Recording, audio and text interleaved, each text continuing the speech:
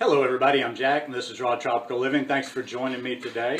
Hope the week's going well for you. There's going to probably be some noise in here if you're already hearing it. I've been trying, I got to get this video done because I got some things to do. They're trying to polish a turd across the street from me. I'm sure a lot of you know what that phrase means.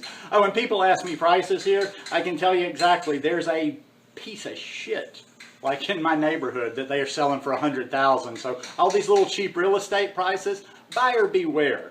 You know what, in life, here, I'm going to give you just a freebie, wasn't included in this video. If it sounds too good to be true, it probably is. That's what some of the younger people haven't had the experience enough with to figure out yet. But when you've been old, around the block a few times, and even burned a few times, you learn things. So there's the free lesson for the day. Anyhow, just going to talk a little bit about the process. You know, I just like to hammer the basics here. And as we're heading it, you know, we're about to be one more week in April, more or less. A little bit more than a week, and then we're into May. Summertime's coming. You know, I've talked about how the spring is the perfect time, if you haven't already, to begin this lifestyle. Actually now, always now is the perfect time. Let me correct there. But with the summer coming, you know, more and more fresh produce. I see people, I'm seeing pictures from people's gardens already. I'm seeing in certain areas, you know, that stuff's starting to come in. And as we warm up more and more, it's going to. Look.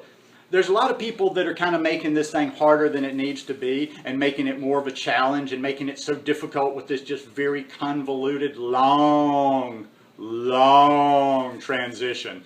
This is just my opinion, but I just don't really see, and hey, never give up, keep going, but I don't think the transition was meant to be like a year, 2 years, 3 years, ideally. And it goes back to what I'm always talking about. It's not a specific thing. I don't have a specific way to tell you, like, okay, you do this on day 1, you do this on day 20, you do this on day blah, blah, blah. It's the process. It all goes back to your process, and the process starts up here. And it goes back heavily to having a plan and going by your plan. So many people talk about this plan. So many people acknowledge, yes, that you have to have a plan, but they don't actually make a plan for themselves based on who they are, their temperaments, how they do things, how they react, how they feel. And that is very important. Otherwise, you're just like there's a lot of people just kind of, I don't know, hanging on. I don't know what they're doing. And there's a lot of people that keep propping up, well, it takes some time, it takes some time. It does. And be patient with yourself. Don't be heavy with yourself, but it doesn't have to be that slow. Listen, I love meat like the rest. Don't think I'm some enlightened being that always just sitting around chanting Om and looking at my navel. You know, when all these people talk about food addictions and whatever, their meat and their cheese, I smoked meat. I smoked barbecue. I loved ribs. I sat around and tried to come up with rubs, recipes to rub on the ribs. I ate meat. I grew up eating steak. I liked my steak medium rare. I've always liked my meat. I could eat it bloody. I actually would eat it so rare sometimes it probably wasn't, well, no meat's good for you now, but you get the picture. Loved meat. Chicken wings. I used to joke, like if they ever were going to execute me and they gave me that last meal, it would be as many chicken wings and as much thick, gooey blue cheese dressing as possible. Which brings me to another one, the cheeses. I don't understand. Maybe if it's a true addiction, I don't really know what to think about these food addictions as they relate to other addictions. If it's real addiction, no harm, no foul. But if we're just talking about people that really love cheese, that, oh, we can't get off of cheese, I love cheese. You don't know anybody that loves feta, that love blue cheese, that could just eat cheese. When I was a kid, I'd take one of those little aluminum tins like you got chicken pot pies in, and I would cut up a bunch of cheddar cheese, and I would put this in the oven and bake it until it was melted, and I would sit with the spoon and just eat cheese. So let me get the rant out of the way. Purpose is, I loved my meat, I love my cheese. I'm sorry, it wasn't that hard to give up. And it was, and especially if you have a systematic approach, you know, okay, the first way, I'll think of it like when I quit the partying. You know, when I quit drinking, I said, okay, I'm going to give myself a couple of weeks of not drinking before I quit the cigarettes. So I quit the booze first, then quit the cigarettes a couple of weeks later. Do the same thing. Month number 1. In some ways, I think the dairy's worse. I could almost say in month number 1, work on getting rid of everything but the meat. Month number 2, but I don't even think, like, I'm actually watering it down a little bit for you. I'm thinking back what I could have done, even in the state I was in back then. I'm pretty sure that within the first month, Me personally, I could, well, I did once I came to raw vegan, but I had already done a partial transition, not knowing it. But I'm pretty sure first month, if you slowly taper, you know, if you're a big meat eater, you go down to 3 times a week, 2 times a week, 1 time a week. Same with the dairy. But I think if you really had yourself a systematic plan, you could wean out. You could go fully vegan in the first 4 weeks to 6 weeks. Now, some people are going to say that's a little ambitious, but you could do it with a plan. I have no doubt in that. I have no doubt that I could have done that. Even with even coming from a drunken place, I think I could have done that if I'd just systematically, you know, little by little, weaned off, weaned off, weaned off.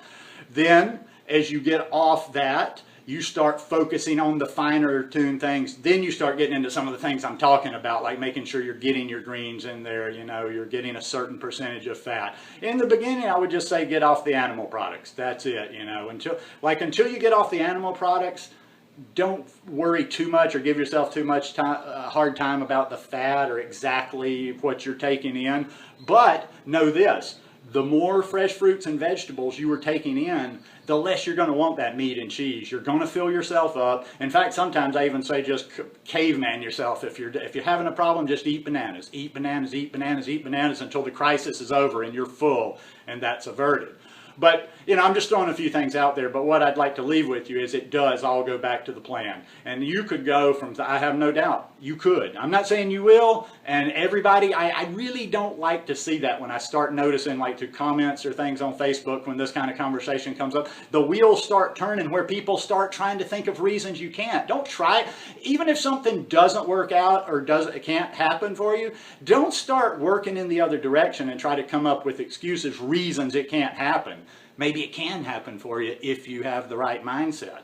But no doubt, 3 months, summer months, if you sat down today and made yourself a plan, I don't mean some loose plan like I want to eat more fruits and vegetables and I'd like to get rid of the animal products, but a set plan.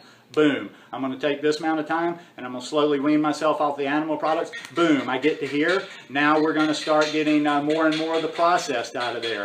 Boom, all along the way we're eating more and more fresh fruits and vegetables every day. Boom, we're trying to have more raw vegan days. That's a good way to mix them in there too. It's like, you know, sometimes people want to go like all or nothing. Let's go to raw vegan. Along your way, that'll help a lot. Have one day that's fully raw vegan, because most of that stuff's in your mind. You're not going to freak out not eating cooked food in one day. What you might freak out on the beginning is that starts getting into your head like, oh my God, I can't go for the rest of my life without cooked food. Well, you're not going for the rest of your life without cooked food or on vegan food. You're going for one day. And try to get more days per week. If you will work on that, eliminate the animal products, less processed, more fruits and vegetables every day, and each week try to at least get one day of fully raw vegan in there. And as you move on, maybe into the second month, you're getting 2 and 3 days until you see where I'm saying. But anyhow, folks, it's all in the process. It's all in the process. Basically, if you've got 4 or 5 good recipes and you have a very minimal of knowledge and you just watch some videos and you get on the simplicity kick, you'll get there. But anyhow, you can do it. You can do it. And summer would be a great time to do it. And then by the time fall rolls around, you'll be a little bit stronger. And you may not stay, depending on where you are, you may not stay fully raw vegan through the winter. But you'll be in a much better place. You'll know some tricks to stay more raw during the winter. And you're probably going to at least eat high carb during the winter. But anyhow, just a few thoughts on that subject. I hope you guys liked the video. If you like it, give me a thumbs up.